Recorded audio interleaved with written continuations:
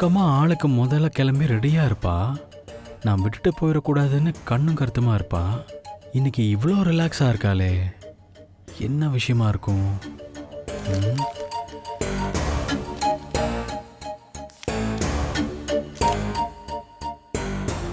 கேட்டா ஏதாவது திமிரா பதில் சொல்லுவா, கேட்காம விட்டா அவ்வளோ அலட்சியமானு கேட்பா. இப்போ என்ன பண்ணலாம்? கேட்டுருவோம், வேற வழியே இல்லை.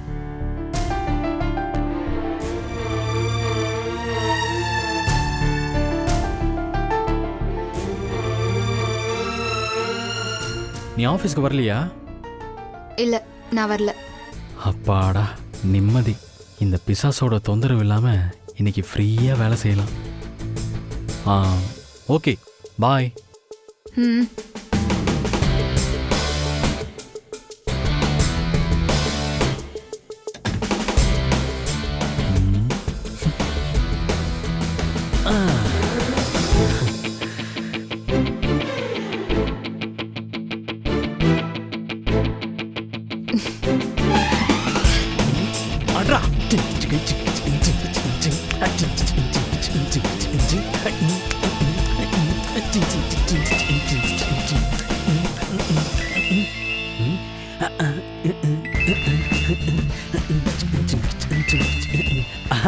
அட மாணிக்க அங்கிள், சொல்லுங்க மாமா.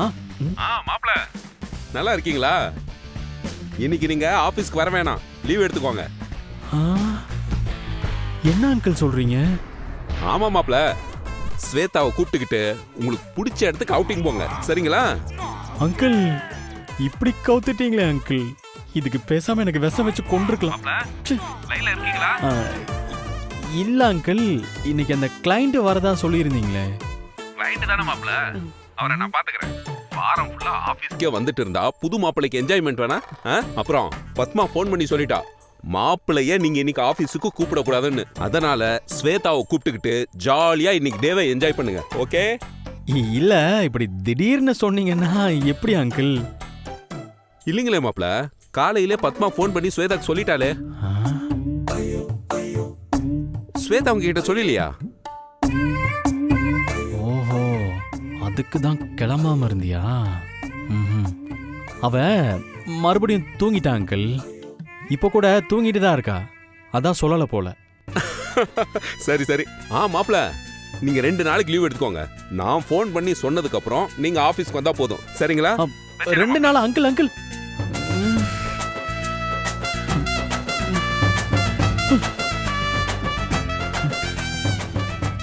என்ன நினைச்சிட்டு இருக்கா இவ? நம்மளை பத்தி எல்லாமே இவளே முடிவு பண்ணிடுவாளா? வரண்டி.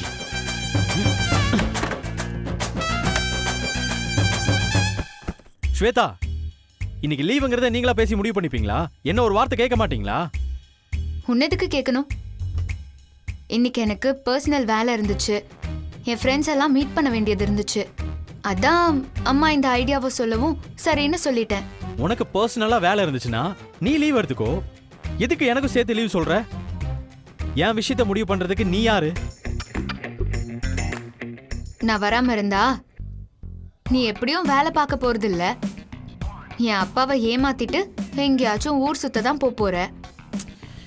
அத இப்போல இருந்து இங்கே செஞ்சுக்கோ. ஏன் தேவையில்லாம டென்ஷன் ஆகுற? பார் ஸ்வேதா, என்ன நீ ரொம்ப சீப்பானவன கற்பனை பண்ணி வச்சிருக்க. நான் ஒரு வேலையை கமிட் பண்ண மாட்டேன். ஆனா அப்படி பண்ணிட்டேன்னா அதில் என்னோட சின்சியாரிட்டி 100% இருக்கும். இன்னைக்கு ஆஃபீஸ்க்கு போய் எவ்வளோ வேலையை முடிக்கணும்னு பிளான் பண்ணி வச்சிருந்தேன் தெரியுமா? எல்லாத்தையும் மொத்தமா கொலாப்ஸ் பண்ணி வச்சுட்டேன். ஹே, ஏன் இப்படி மூச்சு வாங்க பேசுற? ரொம்ப சின்சியரானவன் மாதிரி டிராமா பண்ணாத. அது உனக்கு சுத்தமா செட்டே ஆகல. விட்டா நேரா போய் உன் ஃப்ரெண்ட்ஸ் கூட அரட்டை அடிப்பல்ல, ஊர் சுத்துவல்ல.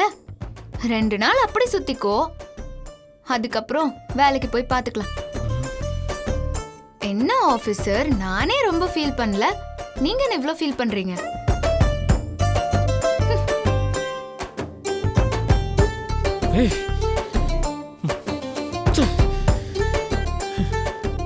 இல்ல, இவன் நம்மள யார நினைச்சிட்டு இருக்கா? கீ கொடுக்கிற பொம்மை நினைச்சிட்டு இருக்காளா? இந்த எண்ணத்தை ரொம்ப சீக்கிரம் மாத்தணும். சந்துரு அப்படியெல்லாம் பெட்டிக்குள்ள வச்சு அடைச்சிட முடியாதுன்னு இவளுக்கு ப்ரூவ் பண்ணும்.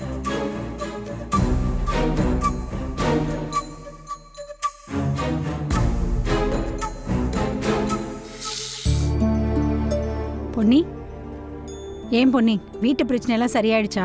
எங்க போனு, நீ தான் பாத்துட்டு இருக்கல்ல. ஒரு பிரச்சனை முடியறதுக்குள்ள தினம் தினம் வேற ஒரு பிரச்சனை புதுசா கிளம்பி வருது. உனக்கும் அண்ணனுக்கும் இப்படி ஒரு பிரச்சனை வரும், நீங்க 2 பேரும் இவ்வளோ நாள் பேசாம இருப்பீங்கன்னு நான் கனவுல கூட நினைச்சதில்ல. இதெல்லாம் நடக்கும் நான் மட்டும் நினைச்சேனா? மா மா நான் கிளம்பிட்டேம்மா. சாப்பாடு பேக் பண்ணிட்டியா? அதோ வந்துட்டேன்டா. என்னடா இந்தா.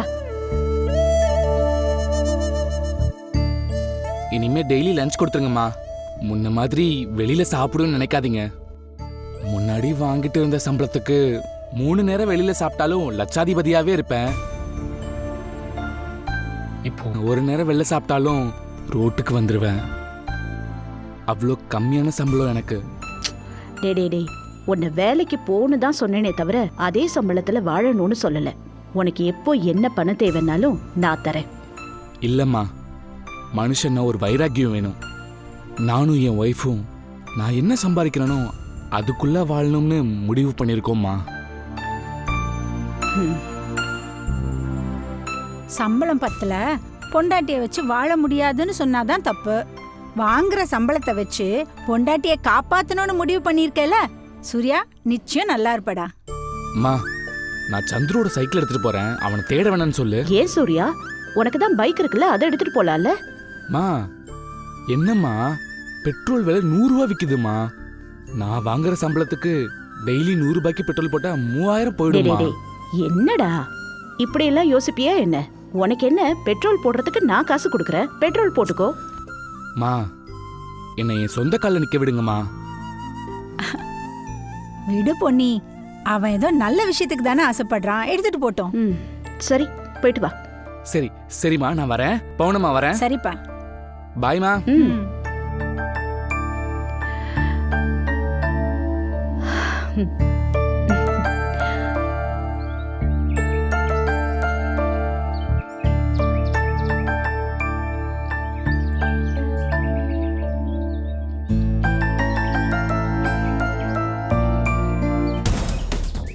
அம்மா கிட்ட நல்ல பேர் வாங்கியாச்சு.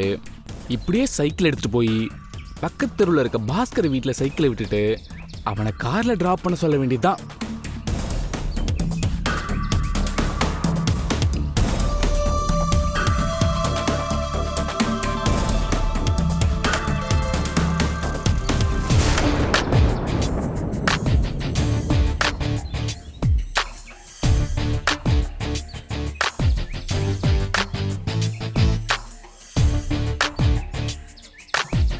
டேய், என் சைக்கிள் எங்கடா எடுத்துட்டு போற? ஒழுங்கா சைக்கிளை வச்சிரு. டேய், சைக்கிள் தானே சந்துரு, ஏன்டா கோவப்படுற? இங்க பாரு, இது என் சைக்கிள். எனக்கு ரொம்ப பர்சனலான விஷயம் இது. அதை யாரும் தொட நான் விட மாட்டேன். ஒழுங்கா வச்சுட்டு போ. சந்துரு, வேலைக்கு தாண்டா போறேன். எனக்கு பைக்ல போற அளவுக்கு சம்பளம் இல்லடா. கோவப்படாத, நான் போயிட்டு வந்துடுறேன். டேய், என் சைக்கிள் எடுத்துட்டு போகாதனா எடுத்துட்டு போகாத, அவ்வளவுதான். எதுக்கு தேவையில்லாம என்னென்னமோ பேசிட்டு இருக்க? டேய், முடியாதுடா, இனிமே இது ஏன் சைக்கிள். டேய், வீட்ல இருக்கிற ஒவ்வொன்றையும் தொட்டு தொட்டு நாசம் பண்ணி வச்சுட்டு திமிரா வேற பேசுறியா நீ? இறங்கடா கீழே, கீழே இறங்கடான்ற. என்னது? ஒண்ணு ஒண்ணா தொட்டு நான் நாசம் பண்ணனா?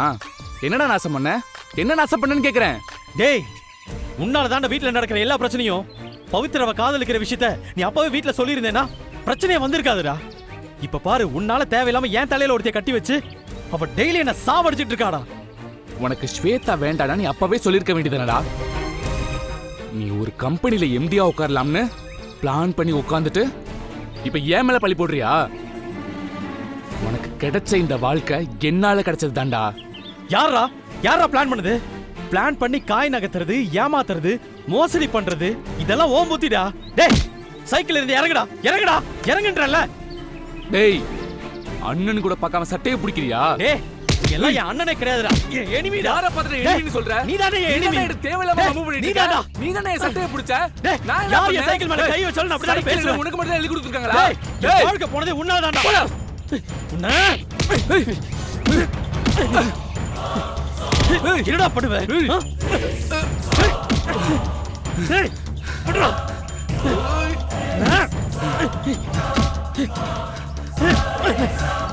டேய் டேய் டேய் ஏன்டா சண்டை நீதான்டா காரணம்.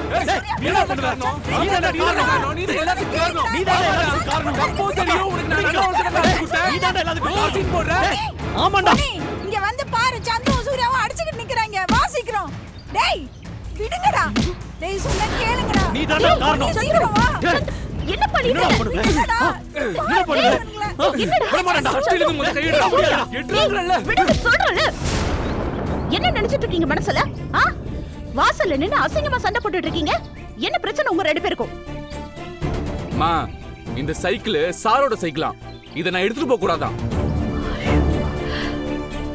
அம்மா இவனுக்கு எதுக்குமா ஏன் சைக்கிள்? டேய் என்னடா ஒரு சைக்கிள்க்கா இப்படி சண்டை போட்டுக்கிறீங்க? அவன் ஏதோ வேலைக்கு போறேன்னு சொன்னான்டா, அதுக்கு தான் இந்த சைக்கிள் எடுத்துட்டு போறான். அவன் எப்பவுமே பைக்ல தானே போவான், இல்ல கார்ல தானே போவான். அவனுக்கு எதுக்கு இப்ப ஏன் சைக்கிள்? சந்துரு, அவன் ஒரு கம்மி சம்பளத்துக்கு வேலைக்கு போறான்டா. அதனால தான் உன் சைக்கிளை கேட்டா நானும் எடுத்துக்கோன்னு சொன்னேன். பைக்குக்கு பெட்ரோல் போடுறதுக்கு செலவாகும்ல. அம்மா இவன் சொல்றதெல்லாம் போய் நம்பிக்கிட்டு இருக்க. இவனே சரியான டிராமா கிங். அம்மா அவனை முதல்ல சைக்கிள் எடுக்க வேணாம்னு சொல்லுங்க. மா, பாத்தீங்களா? நான் டிராமா போடுறேனா? என் கஷ்டம் அவனுக்கு டிராமாவா தெரியுதுமா? சந்துரு, இங்க பாரு, அவன் நிஜமா உண்மையை தாண்டா சொல்றான். புதுசா அவனுக்கு ஒரு வேலை கிடைச்சிருக்கு, அதனாலதான் உன் சைக்கிள் எடுத்தான், வேற எதுவும் இல்ல. அவன் என்ன வேலைக்கு வேணாலும் போட்டும், என் பொருள் எதையும் அவன் தொடக்கூடாது, அதை சொல்லிருங்க. அம்மா, அவனுக்கும் ஸ்வேதாவுக்கும் தான்மா பிரச்சனை. அத போய் அவன் ஏன் கிட்ட காட்டிட்டு இருக்காமா? ஒழுங்கா பொண்டாட்டியை வச்சு வாழ தெரியலனா அதை கத்துக்க வேண்டியதானே? எதுக்குடா ஏன் மேல பாயிர? டேய், என் பர்சனல் விஷயத்துல தலையிட்ட உன்னை தொலைச்சிருவேன். சந்துரு, டேய், சொன்னா கேட்க மாட்டேன். சீ, என்ன பசங்கடா நீங்க? ஏன் முன்னாடி எப்படி அடிச்சுக்கிறீங்க? நான் இல்லனா என்ன பண்ணுவீங்க? நீங்க சண்டை போடுறது மட்டும் அப்பா பார்த்தா, அத்தை மாமா பார்த்தா, இப்படி வாசல்ல நின்னு யார பத்தியாவது யோசிச்சு பாத்தீங்களா? ஏன்னா நீங்க சின்ன பசங்களா இப்படி அடிச்சுக்கிறதுக்கு? இங்க பாருங்க, இப்பதான் அம்மா உங்க ரெண்டு பேரை பத்தியும் பெருமையா பேசிட்டு இருந்தா. அதுக்குள்ள இப்படி சண்டை போட்டுட்டு இருக்கீங்க. ஒருத்தருக்கு ஒருத்தர் விட்டு கொடுத்து போங்கடா. இங்க பாருங்க, அவனுக்காக நான் எதையும் விட்டு கொடுக்க மாட்டேன். சந்துரு, இப்ப நான் சொல்றத கேப்பியா மாட்டியா?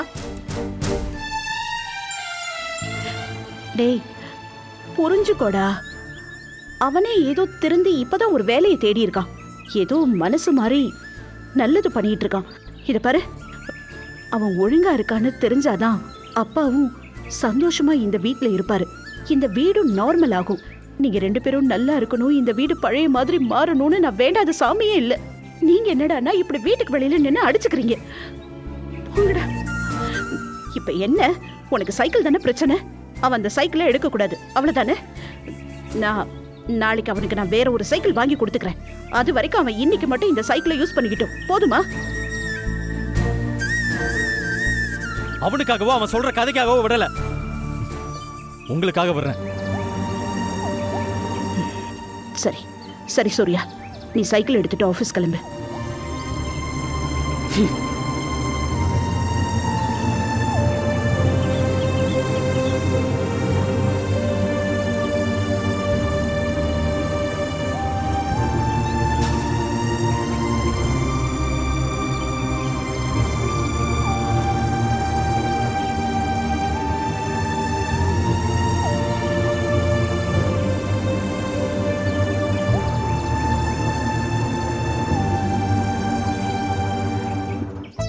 டேய், என்னடா சந்துரு, அவன் உன் அண்ணன்டா. அவன்கிட்ட போய் இப்படி அடிச்சு சண்டை போட்டுக்கிட்டு இருக்க.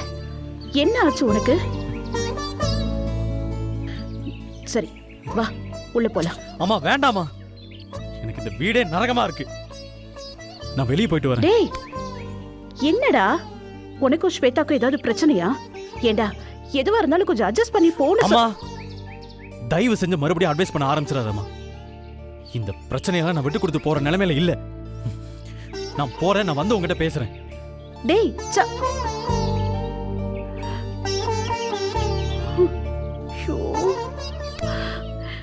என்ன பவுனு, இந்த பசங்க இப்படி அடிச்சுக்கிறானுங்க? பொன்னி, இந்த பிரச்சனை இன்னைக்கு சரியாகும் நாளைக்கு சரியாகும்னு பார்த்தா இது சரியாகிற மாதிரியே தெரியலையே பொன்னி. நீ தான் இன்னும் கொஞ்சம் கவனமா பாத்துக்கணும் பொன்னி. என்னவோ போ. சரி உள்ள வா. ஐயா கூப்பிட்டீங்களா? ஆ உட்கார் நாகப்பன். ஐயா இருக்கட்டுங்க ஐயா. இங்கே பாரு நாகப்பன், நீ இந்த வீட்டு டிரைவர் மட்டும் இல்லை, பவுனோட புருஷன். இந்த வீட்டில் ஒருத்த மாதிரி மரியாதையெல்லாம் ஆஃபீஸில் இருந்தால் போதும். உட்காரு. இல்லைங்கய்யா, இதுவே பழக்கமாயிடக்கூடாது இல்லைங்க. ஒன்றும் பழக்கமாகாது. உட்காரு. சரிங்கய்யா. அப்புறம் நாகப்பன் ஐயா, நம்ம ட்ரஸ்ட்டை பார்த்துக்கிறதுக்கு ஒரு பொறுப்பான ஆள் வேணும். உனக்கு தெரிஞ்சவங்களோ இல்லை சொந்தக்காரங்க யாராவது இருந்தா சொல்லு.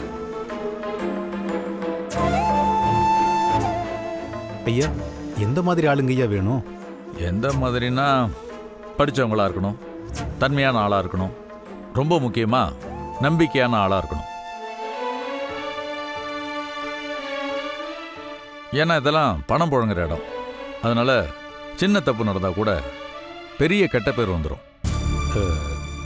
ஐயா சட்டுன்னு ஞாபகத்துக்கு வரல, கொஞ்சம் யோசிச்சு சொல்லட்டுங்களா? சரி, யோசிச்சு சொல்லு. செந்தில்கிட்டையும் சொல்லி வை. அவன் ஃப்ரெண்ட்ஸு இல்லை தெரிஞ்சவங்க யாராக இருந்தாலும் சொல்லு. ஏன்னா நமக்கு நம்பிக்கையான ஆளாக வேணும். அதுதான்.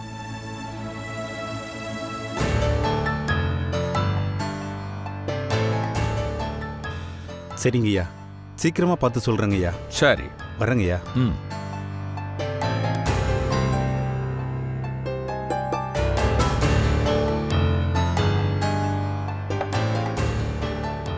நான் தான் உங்களுக்கு ஏற்கனவே சொன்னேனே, நான் விநாயகண்ணே, பேசுறது மட்டும் நீங்க அண்ணே. சொல்லி முடிங்க. நீங்க நான் அவங்கள அப்புறம் கூப்பிடுறேன். என்ன பண்ணி? அண்ணே, நம்ம ட்ரஸ்ட்டை பாத்துக்கிறதுக்கு ஆள் ஏற்பாடு பண்ண சொல்லி நாகப்பா அண்ணன் கிட்ட சொல்லிட்டு இருக்காரு. நடந்துருச்சா? எது நடக்க கூடாதுன்னு நினைச்சனோ அது நடந்துடுச்சுல்ல. அந்த ஒரு இடம் தான் நீ வெளியே போய் ஒரு இடத்துல உட்கார்ந்து உனக்குன்னு வேலை செய்யறதுக்கான ஒரு இடமா இருந்தது. அங்க போகும்போது தான் நீ கொஞ்சம் நிம்மதியா இருப்ப. அங்கேருந்து நீ வர ஒவ்வொரு தரமும் நீ சந்தோஷமா இருக்கிறத நான் பார்த்துருக்கேன். இப்ப அதெல்லாம் போச்சா? இரு, நான் ராஜாராம் கிட்ட போய் ஐயோ பேசுறேன். அண்ணே, நான் சொல்ல வந்தது அது இல்ல. வேற என்னம்மா? அவரு என் மேல இருக்கிற அக்கறையினால தானே இதெல்லாம் பண்றாரு. எனக்கு எந்த பிரச்சனையும் வந்துடக்கூடாது, எனக்கு எதுவும் ஆயிடக்கூடாதுங்கிறதுனால தானே வேற ஆளை ஏற்பாடு பண்றாரு. அவரோட அந்த அன்பை என்னால புரிஞ்சுக்க முடியும்னே. நான் அவரை நினைக்கிற மாதிரி ட்ரஸ்ட்டுக்கு இனிமே போக வேணான்னு தான் நினைக்கிறேன். ஏற்கனவே அவர் சொல் பேச்சு கேட்காம ஏன் இஷ்டத்துக்கு நடந்துக்கிறதா அவர் நினைச்சுக்கிட்டு இருக்காரு. அதனால இந்த விஷயத்துலயும் அப்படி இருக்க வேணாம். இப்ப நீ என்ன என்னமா பண்ண சொல்ற? அண்ணே, ட்ரஸ்ட் நிர்வாகத்துக்கு வேலைக்கு ஆள் போடணும்ல. என் கழுத்துல கத்தி வைக்கும் போது ஒருத்தங்க என்ன காப்பாத்தினாங்கல்ல, வள்ளின்னு. வள்ளியா? அந்த பொண்ணு தானே உன் தாலி செயினை மீட்டு கொடுத்தது? அவங்கதான். அவங்க அந்த பொறுப்புக்கு ரொம்ப ஏத்தவங்களா இருப்பாங்க. சரியா வருமாமா? ஐயோ அண்ணே, 100% சரியா இருக்கும். ஏன்னா அவங்களுக்கு நல்ல குணம் இருக்கு, நிறைய பேருக்கு உதவி செய்யணுங்கிற எண்ணம் இருக்கு, ரொம்ப போல்டானவங்க. அதனால இந்த பதவிக்கு அவங்க தான் கரெக்டா இருக்கும். பொன்னி, இது நாள் வரைக்கும் அது நீ உட்கார்ந்திருந்த இடம். அதுக்கு பொருத்தமானவங்களா அந்த வள்ளி இருப்பாங்களா? கண்டிப்பா இருப்பாங்கன்னு எனக்கு அந்த நம்பிக்கை இருக்கு. எப்படியோ அவளோட நீ தான் வேலை பார்க்க போற. அதனால உனக்கு நம்பிக்கைக்கு உரியவங்களா இருக்கணும். அப்புறம் என்ன, அத ராஜாராம் கிட்டே சொல்ல வேண்டியது தானே? அது நான் சொன்னா சரியா வராதுன்னு. நீங்களே உங்க வாயால அவர்கிட்ட எடுத்து சொல்லுங்க, உங்களுக்கு தெரிஞ்சவங்கன்னு சொல்லுங்க. அப்பதான் அவரு காது கொடுத்து கேட்பாரு, ஒத்துக்கவும் செய்வாரு. சரி, சொல்றேம்மா.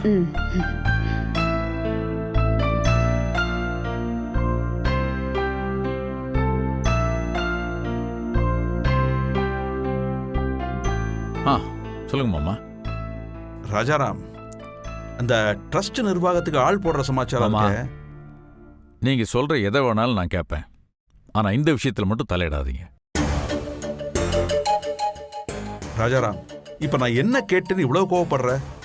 தெரியும் மாமா, ட்ரஸ்ட் நிர்வாகத்துக்கு யாரையும் போட வேணாம், பொண்ணியே பார்த்துக்கிட்டோம், அவளுக்கு பிடிச்ச வேலைன்னு சொல்ல போறீங்க, அதானே?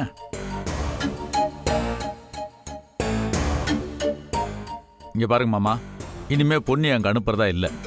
உயிருக்கே ஆபத்துன்ற அளவுக்கு வந்ததுக்கு அப்புறம் இனிமே நான் ரிஸ்க் எடுக்க விரும்பல.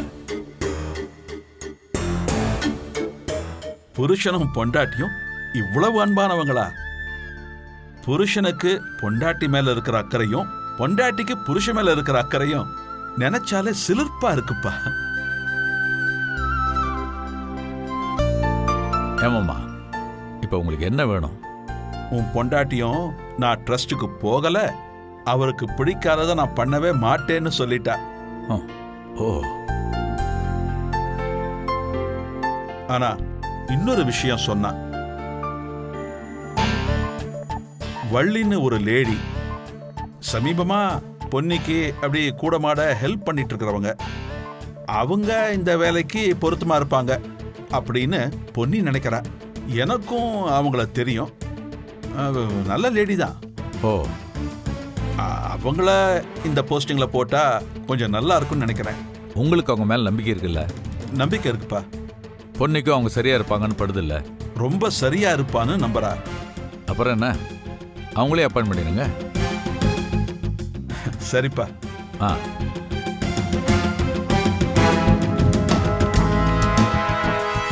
என்ன பண்ணி சந்தோஷமா? ம் நீ சொன்ன விஷயத்துக்கு உன் புருஷன் சம்மதிச்சிட்டான். ம் சரி, இந்த வள்ளின்னு சொன்னல, ஆ அவங்கள நான் பார்க்கணுமே. ஆ சரிண்ணே, எப்ப பாக்குறீங்க? இன்னிக்கே? ஆ ஏற்பாடு பண்றேன். சரிம்மா. ஆ